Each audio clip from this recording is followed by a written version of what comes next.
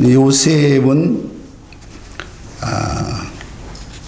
야곱이 사랑하는 나일을 통해서 얻은 노년에 얻은 아들입니다. 야곱은 여러 아들 중에서 요셉을 가장 사랑했다 이렇게 나와요. 요셉에게만 다른 아들들과 구별하여 특별히 화려하고 좋은 채색 옷을 지어 입혔습니다. 성경은 이렇게 말합니다. 이로 인하여 형제들의 미움이 대상이 되었다. 그런데 거기에 더 미워할 수밖에 없는 부분들이 자꾸만 요셉이 그 꿈을 통해서 또 형제들에게 말함으로 말미암아 아주 미움이 대상이 되었다. 이렇게 성경 말합니다. 어느 날이에요. 요셉이 아버지의 심부름으로 양을 치고 있는 형들을 찾아 먼 들판으로 갔습니다. 이 형들이 보니 저기서 누가 오는 거예요? 성경은 꿈쟁이가 온다. 야, 이번에 기회에 우리가 저 요셉을 죽여버리자 라고 모의를 합니다. 그러나 이제 루벤의 설득으로 요셉을 죽이지 못하고요, 미디안 상인들에게 요셉을 노예로 팔아버리는 그런 비극적인 역사가 일어납니다. 요셉을 노예로 팔아버린 야곱의 아들들은 집으로 돌아왔습니다. 그리고 염소 피를 바른 채색 옷을 보여주며 아버지, 우리가 이 옷을 발견했습니다. 혹시 아버지의 아들 요셉의 옷이 아닙니까? 라고 묻습니다. 37장 33절 보면 아버지가 그것을 알아보고 이르되 내 아들의 옷이라 악한 짐승이 그를 잡아먹었도다. 요셉이 찢겼도다. 야곱의 온 가족이 야곱을 위로합니다. 아버지 위로합니다. 그런데 어떤 그 위로도 야곱의 슬픔을 대신할 수 없었다. 성경은 이렇게 말합니다. 오히려 성경은 야곱이 위로를 받으려고 하지도 않았다 이렇게 말하거든요. 나는 울다가 죽어서 내 아들에게 갈 것이다. 아들 요셉을 위해서 울고 또 울었습니다. 수일 동안, 오랜 시간 동안 야곱에서는 그 아들 요셉을 향한 눈물이 끊어지지 아니했다라고 하는 겁니다. 어떤 가정에 한 비극적인 사건이 이 성경에 기록이 되어 있습니다. 그런데 이 비극적인 사건이 어느 날 시작되어진 것이 아니라 우리는 이 말씀을 우리가 본다고 한다면 야곱의 어머니 리브가의 야곱의 집착, 잘못된 그런 자식에 대한 사랑, 편애, 이 부분들이 우리는 성경을 통하여 우리가 이번 이제 3월달에 창세기를 통해서 우리가 확인을 할 수가 있습니다. 야곱이 축복을 받을 수 있다고 한다면, 내 아들이 축복을 받을 수 있다고 한다면 큰아들인 에서도 남편인 이삭도 속일 수 있는 그러한 여인이 바로 누구였습니까? 바로 리브가라고 하는 이 여인이었다는 겁니다. 그러나 리브가의 이 야곱을 사랑하는 그 결과, 편애하는 잘못된 그 사랑의 결과는 결국 자신이 죽을 때까지 그렇게 사랑했던 그 아들 야곱을 보지 못하는 눈물로 그 생을 여러분 마감하는 부분들을 우리가 성경을 통해서 보게 됩니다. 당연히 남겨진 아들 에서와의 관계도 무너졌습니다. 잘못된 이 사랑은 두 아들을 잃어버리는 결과로 가져왔고 결국 이 리브가의 인생은 한마디로 말하면 통공의 인생이요, 그리움의 인생이요, 그리고 머나먼 저 땅을 바라보며 혹시나라고 그 아들을 기다리다가 눈을 감는 그러한 비극적인 가정의 역사를 우리가 보게 됩니다. 오늘 그 아들이 바로 누구냐면 야곱입니다. 야곱은 첫눈에 라헬을 완전히 우리말로 하면 뿅 갔습니다. 사랑했습니다. 그러나 하나님은 그에게 레아도 아내로 주었고 그리고 라헬도 동일하게 아내로 주셨다고 하는 겁니다. 그런데 그는 놀라운 것은 여러분 한눈에 반한 그 라헬에 대한 그 사랑, 라헬에 대한 그 집착이 끝나지 않습니다. 그것으로 끝나버린 것이 아니라 라헬에게서 얻은 늦은 나이에 얻은 이 요셉을 그렇게도 사랑을 했습니다. 요셉을 유별나게 사랑을 했다 이렇게 말합니다. 야곱의 편에는 우리가 지난주에 우리가 말씀을 통해서 이 디나의 우리가 강간 사건을 통하여 얼마나 지금 그들 가운데 레아의 자식들이 얼마나 분노 가운데 있는지에 대한 부분들을 우리는 하나님의 말씀을 통해서 보았다라고 하는 거예요. 결국은 레아의 자식들이 야곱의 등을 치는 그러한 일들이 일어났고요. 그리고 아버지가 가장 사랑하는 그 아들 요셉을 여러분 죽이기로 작정하는 그러한 엄청난 일들이 일어나고 결국은 노예로 팔아버리는 그러한 일들을 보게 됩니다. 노예를 팔아버리면서 아버지에게는 뭐라고 말하냐면 혹시 이 옷이 요셉의 옷이 아닙니까? 그리고 그 아버지에게 여러분 거짓으로 오늘 요셉이 짐승에 찢겨 죽였을 거라고는 유출할 수 있도록 여러분 그렇게 거짓을 하는 속이는 그러한 일들이 동일하게 일어나는 것을 우리는 보게 되는 거예요. 누가 그랬어요? 자신이 그랬던 것처럼 자기 자식들을 통해서 그런 엄청난 일들이 그 사건 가운데 여러분 일어납니다. 어찌 보면 이런 비극적인 가정이 또 있을까요? 가인이 누구를 죽여요? 아벨을 죽이거든요. 그 가정의 비극보다 더 비극적인 가정이 있다고 한다면 저는 어찌 보면 이 야곱의 가정이 아니겠는가. 성경을 좀 더 자세히 보면서 저는 그 생각을 했어요. 야곱은 요셉도 잃어버렸습니다. 우리가 그 전에 하나님의 말씀을 본 것처럼 라헬도 결국 어떻게 됐어요? 베냐민을 낳다가 죽었습니다. 그의 아들들은 자신이 그랬던 것처럼 속이는 이러한 일들이 일어났습니다. 어떤 부분이 일어난 거예요? 이 야곱의 자기 중심적인 편애입니다. 그가 그렇게 사랑을 받았거든요. 그 어머니를 통하여 리브가를 통하여 그 사랑을 받았거든요. 그러니까 그 사랑이 여러분 얼마나 많은 것들을 그에게 가져왔다고 하는 것은 누가 더 잘 알아요? 야곱이 훨씬 잘 알잖아요.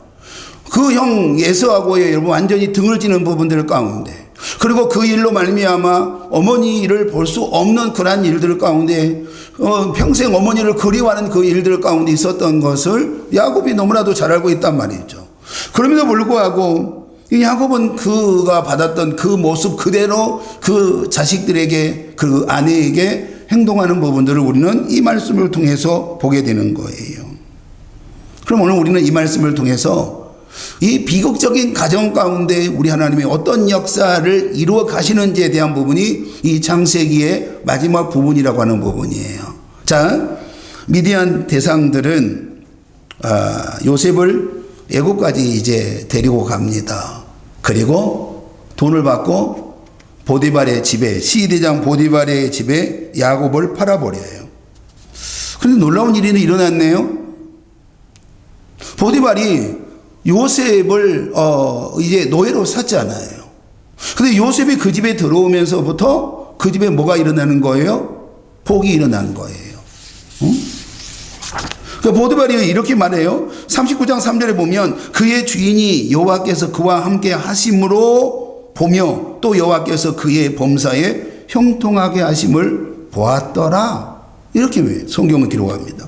그러니까 보디발이 오늘 요셉이 그 집에 들어오면서 노예로 들어오면서 오늘 그 집에 복을 받고 있다고 하는 오늘 저 히브리 소년이 들어오면서 히브리의 하나님이 오늘 우리 집에 뭘 주고 있다는 거예요? 복을 주고 있다라고 하는 부분들을 누가 느낄 만큼 보디발이 느낄 만큼 하나님의 축복의 역사가 그 가정 가운데 일어났어요. 그 집에 형통함이 일어났어요. 그리고 결국 보디발은 요셉에게 집안의 모든 것을 맡기는 일들이 일어난 걸 보게 됩니다. 그러나 요셉에게 어두운 그림자가 요셉을 향하여 뚜벅뚜벅 걸어옵니다. 요셉의 잘생긴 외모의 포디발의 처가 요셉을 유혹하게 되는 거예요. 요셉은 거절을 합니다. 또 거절을 합니다. 또 거절을 합니다. 그런데 이제 집에 아무도 없는 부분 가운데 또 이제 유혹하는 이 부분 가운데 요셉이 도망을 갑니다. 그로 말미암아 이 보디발의 처가 이 보디발에게 이제 이 히브리 소년이 나를 겁탈하려고 했습니다 라고 모함을 하는 일들 가운데 이제 요셉이 감옥에 갇히는 그런 일들을 우리는 이 성경을 통해서 보게 되는 거예요. 자, 요셉의 억울한 욕살이 아닙니까? 결과적으로 본다고 한다면 이 억울한 이 옥살이의 시작은 여러분 보디발 집에서 총무로 시작되어졌던 그가 결국은 이 옥살이를 통하여 감옥에 갇힌 부분을 통하여 애굽의 총리 대신이 되는 놀라운 역사의 시작이라고 하는 부분들을 우리는 이 말씀을 통해서 보게 된 거예요. 17살에 비참하게 형들에 의해서 노예로 끌려갑니다. 노예로 팔리는 신세가 되어버려졌던 이 요셉이 여러분 이제 13년이 지나고 난 다음에 애굽의 총리가 되어지는 기적 같은 역사의 시작이 바로 이 감옥에 갇히는 일들을 통하여 시작되어졌다라고 하는 부분이에요. 우리가 창세기 4장 7절 8절에 우리가 한번 본다고 한다면 제가 한번 읽어볼게요. 하나님이 큰 구원으로 당신들의 생명을 보존하고 당신들의 후손을 세상에 두시려고 나를 당신들보다 먼저 보내셨나니 그런즉 나를 이리로 보낸 이는 당신들이 아니요 하나님이시라. 하나님이 나를 바로에게 아버지로 삼으시고 그 온 집의 주로 삼으시고 애굽 온 땅의 통치자로 삼으셨나이다. 그러니까 오늘 야곱이 자신의 형들에게 뭐라고 얘기하냐면 하나님은 나를 이 애굽 땅에 보내신 것은 애굽 땅에 하나님이 나를 먼저 보내신 이유는 우리 가족을 애굽으로 인도하기 위함입니다. 애굽으로 나를 먼저 보내신 것은 이 모든 것이 하나님이 뭐라고요? 섭리였습니다. 이렇게 이야기한단 말이죠. 그러니까 요셉은 형들에 의해서 미디안 대상들에게 넘겨졌을 때 순순히 여러분 그냥 그가 노예로 팔려갔을까요? 형들 이러면 안 되잖아. 형들 나를 노예로 팔아버리면 안 되잖아. 울며 불며 그 형들에게 영원하지 않았겠어요? 눈물로 그는 여러분 노예로 팔려가는 하루아침에 노예로 팔려가는 그러한 상황 가운데 과연 이 요셉의 마음 가운데 어떤 부분이 있었을까요? 그에게 정말 서러운 마음도 있었을 것이고 그의 마음과 도끼도 품지 않았을까요? 내가 반드시 내가 너희들에게 보복하겠다고 하는 그런 부분도 있지 않았겠느냐 뭐 이분이요. 그가 노예로 이제 팔려가는 하루아침 노예로 팔려가는 채색 옷을 입은 만큼 아버지부터 사랑을 받았던 그가 정말로 하루아침에 이 노예로 팔려가게 되어지고 이 노예로 팔려가는 부분 가운데 그런 조금은 어찌 보면 그 인생에서 변화가 일어나잖아요. 보디발 집에 노예로 팔려갔는데 오늘 그가 보디발 집에서 총무가 되어지는 그러한 일들을 여러분 경험하게 된단 말이죠. 내가 이제 단순한 노예가 아니라 그래도 노예지만 내가 노예 가운데 정말로 우리 하나님이 나와 함께 하심으로 말미암아 내가 있음으로 이 집에 복이 임함으로 말미암아 내게 이 가정의 총무로 세워짐으로 말미암아 내 인생에 조금은 변화가 있구나라고 생각하지 않았겠느냐 이 말이죠. 요셉은 하나님이 보디발의 집에 복을 주셨고 그러므로 말미암아 나의 하나님이 나와 동행하고 있구나. 이 가운데 이 처지 가운데 이 형편 가운데 하나님이 나에게 그래도 행복을 허락해 주셨구나 라고 생각을 했을지 모르겠어요. 다시 억울하게 감옥에 구속되는 결과를 보면서 또다시 그에게 여러분 그 형들에게 의해서 팔려가는 그러한 생각 나락으로 떨어지는 그러한 자신의 인생을 어찌 보면 저주했을지도 모르겠어요. 그러나 우리가 성경을 통해서 보면요 요셉의 어떤 계기를 통해서 이 모든 것이 하나님의 섭리였습니다 라고 하는 고백을 우리가 하는지는 정확하게 우리가 알 수는 없으나 오늘 요셉은 이렇게 말합니다. 지금까지 모든 것이 하나님의 뭐라고요? 섭리였습니다. 이렇게 말해요. 지금까지 모든 고통과 영광이 하나님의 섭리 안에 있음을 내가 알았다고 고백하고 있는 거예요. 그러니까 요셉이 알았다는 이야기는 어떤 부분이에요? 요셉이 그냥 그 마음으로만 알았다는 얘기가 아니라 지금까지 그에게 되어진 이 모든 일들이 우리 하나님의 주권 가운데 내가 여기까지 오게 되어졌고 하나님의 뜻 가운데 여기까지 오게 되었다고 하는 부분들을 그가 뭐라고요? 오늘 경험했다고 말하지 않습니까? 요셉이 믿음의 눈으로 자신의 주어진 사건을 보았다는 거예요. 보디발의 집에 복이 있는 상황을 보면서 여러분 누가 보디발이 저 히브리 소년의 하나님이 우리에게 복을 주시는구나 라고 하는 이 부분들을 누구도 느꼈다는 이야기예요? 요셉 자신도 느꼈다고 하는 부분이에요. 오늘 두 간원장의 꿈을 해석하는 부분들도 그가 꿈을 해석한 것이 아니라 누가 꿈을 해석하게 하셨다? 하나님이 꿈을 해석하게 하심으로 말미암아 오늘 그가 여러분 이 예굽의 바로의 왕의 꿈을 해석하게 하신 이도 하나님이라고 하는 이 사실 앞에 여러분 오늘 요셉이 이 모든 것들이 뭐라고요? 하나님의 섭리하심이다라고 하는 겁니다. 44장 16절에 보면요, 요셉이 바로에게 대답하여 이르되 내가 아니라 하나님께서 바로에게 편안한 대답을 하시리이다 그러고 합니다. 25절을 보면요, 요셉이 바로에게 아뢰되 바로의 꿈은 하나라 하나님이 그가 하실 일을 바로에게 보이심이라 이렇게 말합니다. 그러니까 지금 요셉이 뭐라고 말하냐면 그 꿈쟁이가 뭐라고 말하냐면 나의 꿈은 누가 지금 꾸게 하신 거예요? 하나님이라고 하는 거죠. 그리고 하나님이 해석하게 하시고요, 하나님의 일들을 나를 통해서 하나님이 보여주신 것입니다 라고 하는 거죠.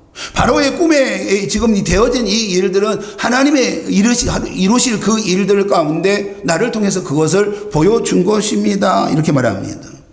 요셉이 오늘 자신에게 되어진 이 상황을 보면서 하나님의 은혜였다라고 하는 거지요.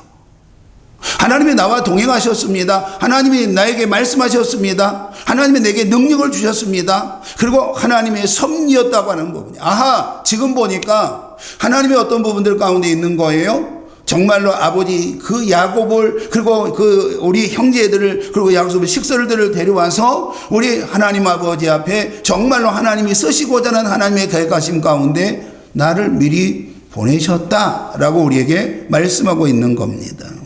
그러고 한다면 오늘 우리에게 주어진 이 말씀을 통해서 우리는 두 번째 저주를 복으로 바꿀 수 있는 성도가 되기를 예수님을 소망합니다. 그러니까 성도에게는 하나님의 사람들에게는요, 내게 있는 이 현실 가운데 일어난 이 저주가 내 현실 가운데 있는 이 아픔이 이 현실 가운데 있는 이 눈물이 여러분 저주요 아픔이요 눈물로 끝나는 것이 아니라 내게 하나님의 계획하심을 이루시고자 하는 하나님이 원하신 복으로 바꾸시기 위한 하나님의 시작인 줄 믿기를 소망합니다. 그런데 우리는 어떤 부분 가운데 있어요? 내 현실 가운데 있는 이 문제를 바라보고 내 삶에서 일어나는 이 안타까운 일들을 바라보고 내 삶에서 일어나는 이 눈물을 바라보고 우리는 그것이 오히려 무너지는 결과를 우리가 가지고 간다고 한다면 성경은 우리에게 뭐라고 말씀하시는 거예요? 아니다. 그건 아니야 라고 말씀하세요. 그건 아니거든 이렇게 우리가 말씀하세요. 그러니까 우리에게 주어진 현실이 전부가 아니라 끝난 것이 아니라 우리는 그 눈물을 정말로 우리에게 행복으로 바꿀 수 있는 그 능력이 있으신 분이 하나님이신 줄 믿기를 소망합니다. 요셉은 모든 상황에서 하나님을 의뢰했습니다. 요셉이 꿈을 해석하는 능력이 있는 것이 아니라 하나님의 섭리하심, 자신을 통하여 하나님의 계획하심이 있고 하나님이 오늘 꿈을 해석하게 하셨다라고 하는 이 고백을 그가 하고 있는 거 아닙니까? 요셉이 오늘 이렇게 고백하고 있는 거거든요. 하나님이 나를 예굽으로 먼저 보내신 것입니다.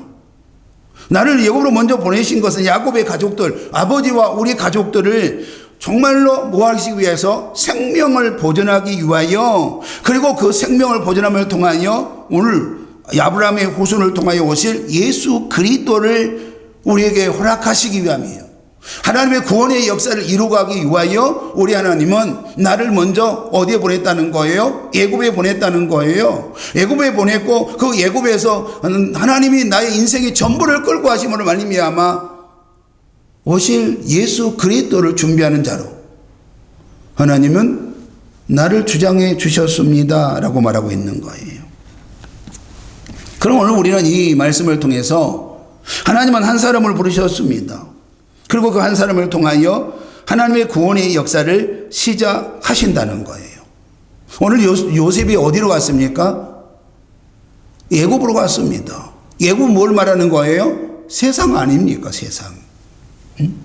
하나님의 구원의 역사를 이루시기 위하여 우리를 여러분 미지의 세계 아무도 없는 그러한 무인도에 우리를 보내신 것이 아니라 하나님은 오늘 우리를 세상에 우리를 보내셨단 말이에요. 여러분을 세상에 보내셨습니다. 무엇 때문입니까? 다시 오실 여러분 재림하실 예수 그리스도를 준비하기 위함인 줄 믿기를 소망합니다.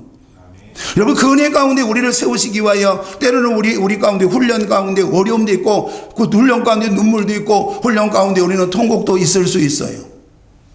그러나 그것이 전부가 아니라 그 현실을 통하여 우리는 더 주님께 가까이 가고 그 애굽에서 구원의 역사를 이루어가는 하나님의 사람인 줄 믿기를 소망합니다. 요셉을 애굽에서 먼저 보내셨고 요셉을 애굽의 총리로 세우시기 위하여 애굽 땅에 7년의 풍년과 7년의 가뭄을 허락하셨다는 거예요. 이것이 요셉이 애굽의 총리가 되는 결정적인 계기가 되었다라고 고백하고 있는 겁니다. 하나님이 요셉을 애굽의 총리로 세우신 궁극적인 목적이 무엇입니까? 야곱과 그의 가족을 애굽으로 불러오기 위함이라고 성경은 분명하게 말하고 있는 거예요. 하나님의 계획하심, 하나님의 나라를 통한 하나님의 구원의 역사, 이 구속사적인 역사를 이루시기 위함이라고 우리에게 분명하게 말씀하고 있는 거 아닙니까?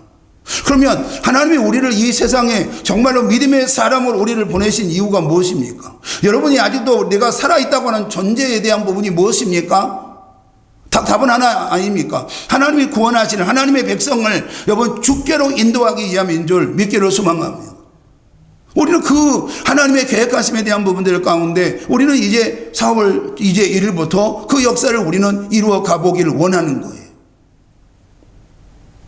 요셉의 초청을 받고 야곱은 모든 가족을 데리고 애굽으로 가게 됩니다. 여행 중에 야곱은 브엘세바에서 하나님께 희생 제사를 드립니다. 그 밤에 하나님의 환상 가운데 누구를 찾아오시는가 하면 야곱을 찾아오십니다. 우리 한번 46장 3절을 한번 봅시다.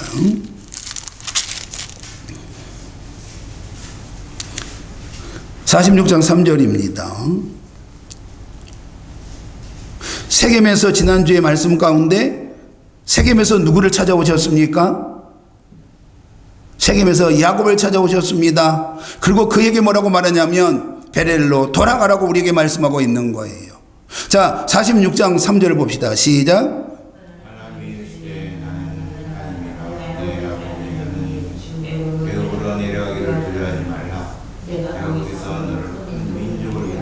사절. 내가 너와 함께 올라내려가겠고 반드시 너를 인도하여 다시 올라올 것이며 요셉이 그 손으로 내 눈을 만지라. 자, 한번 봅시다. 오늘 야곱이 어떤 마음을 가지고 애굽으로 갔을까요? 그가 생명처럼 여겼던 이 물질이 아무것도 필요가 없는 그런 상황 가운데 있는 거예요. 그가 처음에 가뭄이 들었을 때 그가 어디로 갔습니까? 애굽에 내려갔던 기억이 또 있습니다.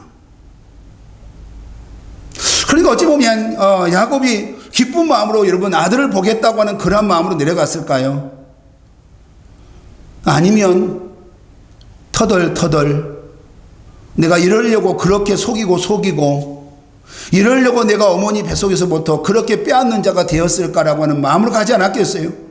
때로는 두려운 마음으로 그가 애굽으로 가지 않았겠냐 이 말이죠. 그런데 오늘 우리가 이 말씀을 우리가 기억을 해본다고 한다면 약 50년 전입니다.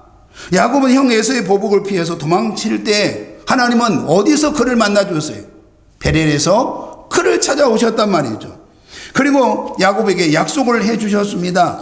오늘 그 약속을 지키신 하나님이 오늘 브엘세바에서 또다시 오늘 누구를 찾아오신 거예요? 야곱을 찾아왔다는 겁니다. 내가 너와 함께 애굽으로 내려가겠고 그랬습니다. 그러니까 오늘 야곱만 애굽으로 보낸다는 이야기가 아니라 네가 가는 곳에 누가 가겠다는 거예요.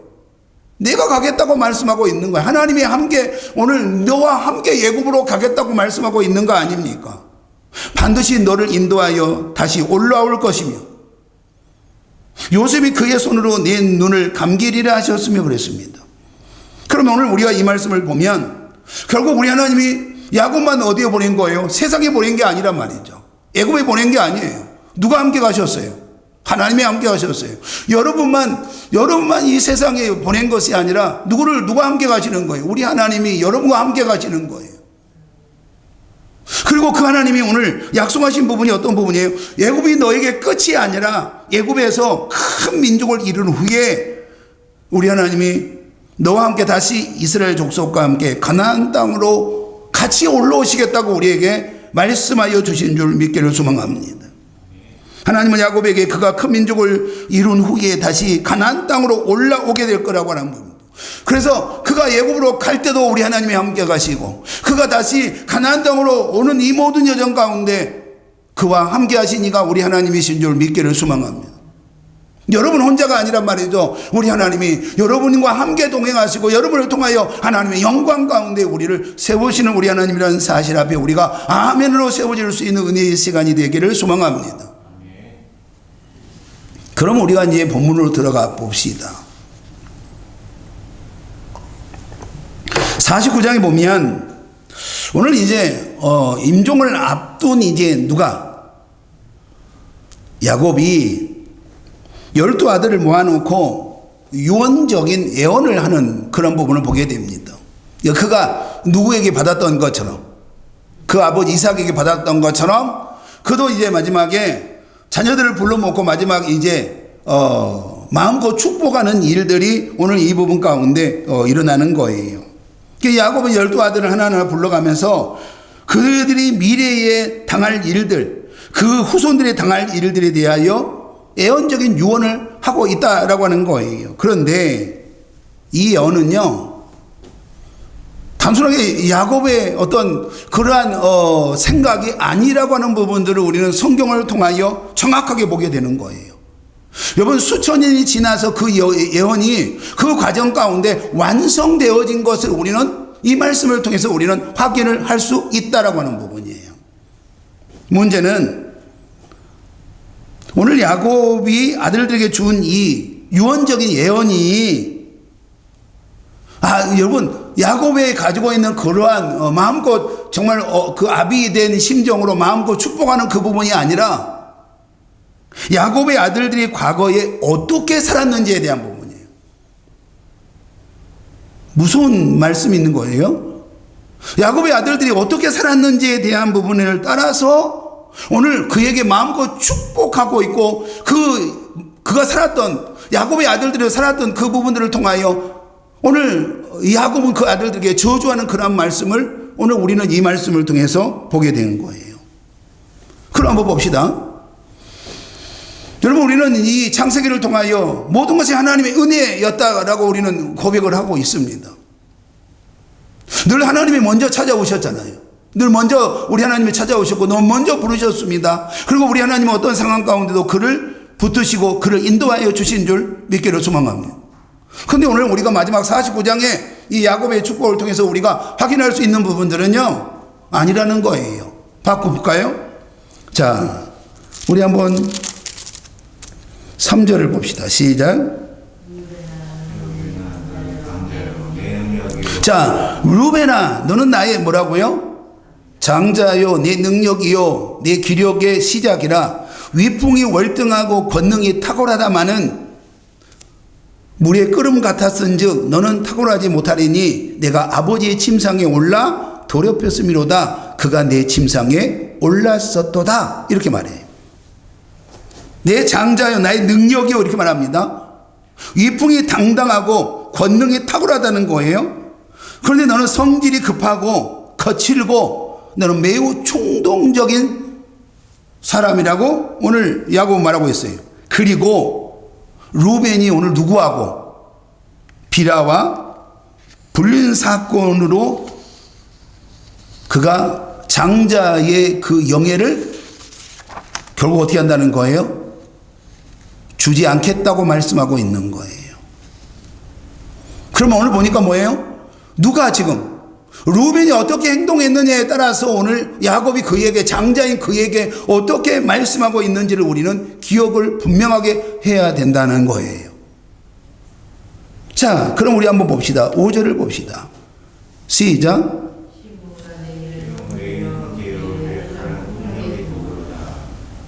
여러분 우리가 지난주에 우리가 말씀을 기억합니까? 디나의 간통 사건을 통하여 레아의 자식들인 이 시므온과 레위 이들이 오늘 어떻게 했어요? 세겜 사건의 복수국의 앞장선 자가 누구였어요?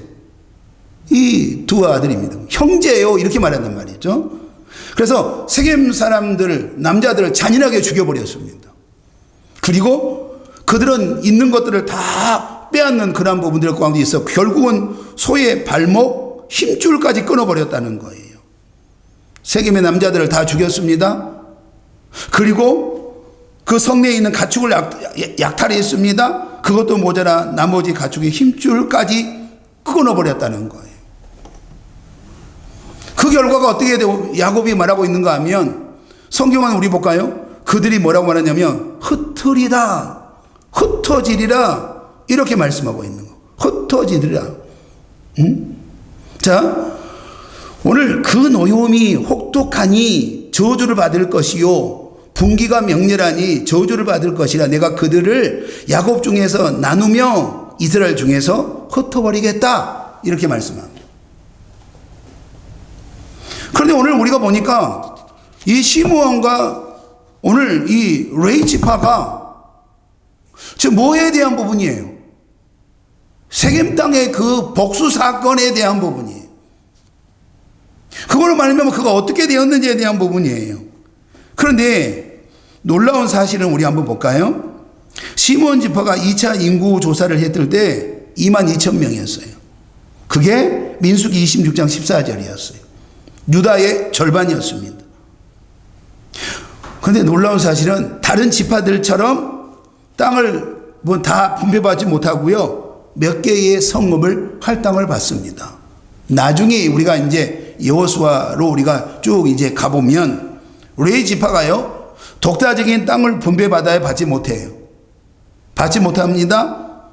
형제의 지파의 도움을 받아야 할 만큼 그들은 한 곳에 주는 것이 아니라 각 지파마다 여러분 그들이 그 지파에서 주는 녹을 먹어야 되는 그 부분 가운데 세워졌습니다. 결국 흩어진 자가 되었다라고 하는 거죠. 무엇 때문인 거예요? 그들이 어떻게 행동했는지에 대한 부분이거든요. 그런데 우리가 이제 8절부터 12절의 말씀에 보면 야곱은 유다 지파 형제들로부터 찬양을 받을 것이며 10절 봅시다. 시작. 8절부터 시작. 자, 유다야 너는 내 형제의 뭐라고요? 찬송이 될지라. 내 자손이 내 원수의 목을 잡을 것이요 내 아버지의 아들들이 너 앞에서 절하리로다. 그러면 결국 유다 지파를 통해서 뭘 주시겠다는 이야기예요? 원수를 잡는다는 이야기는 누구예요? 예수 그리스도예요. 결국 여러분 창세기 3장 15절에 우리에게 약속하신 예수 그리스도가 오늘 누구로부터 오신다는 거예요? 유다 지파를 통해서 오시겠다고 말씀하고 있는 거예요. 그리고 여러분 그 오실 예수 그리스도를 통하여 모든 지파가 구원받은 모든 지파가 여러분 그 예수 그리스도 앞에 엎드릴 거라고 우리에게 말씀하고 있다는 거예요. 그러면 우리가 오늘 말씀해 보면 우리 한번 10절을 봐봐요. 시작.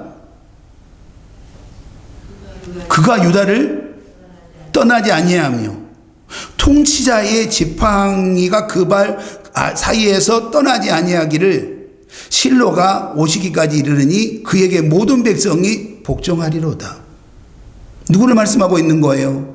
예수 그리스도예요.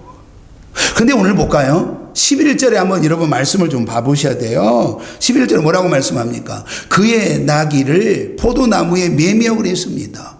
그의 암나귀 새끼를 아름다운 포도나무에 맬 것이며 또 그 옷을 포도주에 빨며 그의 복장을 포도즙에 빨리로다. 그의 눈은 포도주로 인하여 붓겠고 그의 이는 우유로 말미암아 희리로다. 뭘 말씀하고 있는 겁니까? 오늘 지금 옷을 포도주로 빨며 그랬거든요. 이 말은 뭐냐면 육적으로 뭐가 있다는 거예요? 복이 있다는 겁니다. 육적으로 풍성함에 하나님의 역사가 있다고 우리에게 말씀하고 있는 거예요. 여러분, 하나님의 구속사적인 역사를 이어갈 수 있는 선택된 하나님의 가문으로 여러분 오늘 누구를 지목하는가 하면 유다 지파를 지목하는 부분들을 우리는 이 말씀을 통해서 보게 되는 거예요. 그래서 유다 지파를 통하여 결국 누가 오시는 거예요? 우리에게 약속하신 초림하신 예수 그리스도가 오실 줄 믿습니다. 그런데 예수 그리스도만 보내주신 것이 아니라 예수 그리스도가 그와 함께한 모든 족속들에게는요, 여러분 우리의 인생에 풍성한 육적인 소출도 허락하신다고 말씀하고 있다는 말이죠. 하나님의 구속사를 이어갈 수 있는 선택된 가문으로 세워지겠다 이렇게 말씀합니다. 구원은 한번 저를 보십시다. 구원은요 하나님의 은혜로만 우리가 구원받습니다. 믿습니까? 하나님의 은혜로만 구원받습니다. 그러나 우리는 이 49장의 말씀을 통해서 정확하게 우리가 확인할 수 있는 것은 무엇인가 하면 이 땅에 주어진 우리의 삶의 질은 이 부분이에요. 모든 것이 은혜로만 되어진 것이 아니라 내가 하나님 앞에 무엇을 어떻게 심었는지에 대한 부분이 오늘 우리에게 이 땅의 삶의 질이 결정되어진다라고 하는 거예요. 그리고 우리가 심은 것이 우리로 끝나버린 것이 아니라 우리로 멈춘 것이 아니라 내 후손이 내 자녀들이 그 자녀들이 주님의 축복의 주인공으로 세워진다고 하는 것을 분명하게 말씀하고 있는 거예요. 믿습니까? 우리가 무엇을 심든지 간에 여러분 그거는 여러분의 자유의지입니다.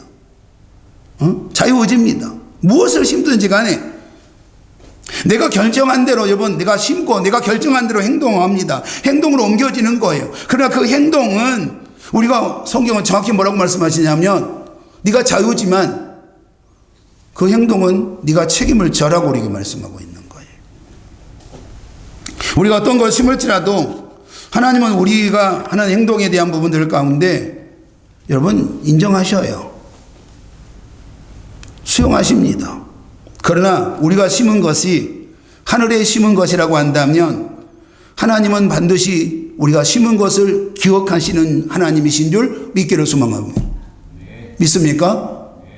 하나님이 앞에 우리가 하늘에 심은 것이라고 한다면 하나님께 심은 것이라고 한다면 오늘 성경 우리에게 뭐라고 말씀하시냐면 내가 반드시 기억하고 내가 너에게 복주고 너로 끝나는 것이 아니라 너의 자손에게까지 내가 너에게 뭘 주시겠다는 거예요? 복을 주시겠다고 말씀하세요. 심은 대로 거둔다는 것은 오늘 우리는 이 말씀 놓치시면 안 돼요. 심은 대로 우리는 거둔다는 사실, 성경은 심은 대로 거둔다는 사실, 우리가 무엇을 심든지 우리가 자유의지지만 여러분 우리가 심은 것에 따라서 나로 끝나는 것이 아니라 우리 자손에게 우리 가문에게 복이 되는 줄 믿기를 소망합니다. 죄를 심었다면 오늘 이 부분이거든요. 죄를 심었다고 한다면 철저하게 회개하고 정말 우리 주께로 돌아와야 돼요. 죄를 가볍게 여기지 말라는 거예요. 여러분 우리가 야곱의 이 가문을 통해서 그 어머니 리브라부터 시작되어진 그 잘못된 사랑이 결국 어떻게 시작되어졌어요? 여러분 야곱의 가정이 편안한 가정이었어요? 행복한 가정이었어요? 기쁨의 가정이었어요? 사랑의 가정이었다고 우리가 말할 수 있는 건 아니잖아요. 그럼 오늘 우리가 뭘 해야 돼요? 잘못된 부분들 가운데 우리가 끊을 수 있어야 되거든요. 반드시 회개하고 하나님 앞에 정결함 가운데 세워져야 됨을 우리에게 분명하게 말씀하시는 줄 믿기를 소망합니다. 창세기의 모든 것이 하나님의 은혜인 것처럼 보입니다. 그렇잖아요? 근데 우리가 49장에 딱 와서 보니까 야곱의 축복을 통해서 야곱의 무슨 근거를 가지고 여러분 하나님 앞에 그가 자식들에게 축복하느냐라고 무슨 근거를 가지고 그 자식들이 심은 대로예요. 심은 대로 오늘 그 근거를 가지고 하나님 앞에 축복하는 부분을 우리가 보게 되는 겁니다. 그러면 오늘 이 49장에 있는 이 말씀이 야곱이 가지고 있는 생각이었어요? 하나님의 생각이었어요? 하나님의 생각이었습니다. 그냥 야곱은 뭐에 불과했어요? 도구에 불과했다는 거예요.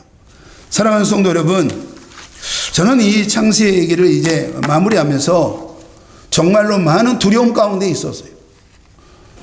이 창세기를 마무리하면서 우리의 성도들이 어떻게 세워져야 될 것인가라고 하는 고민할 수밖에 없는 그러한 목회자였다는 거예요.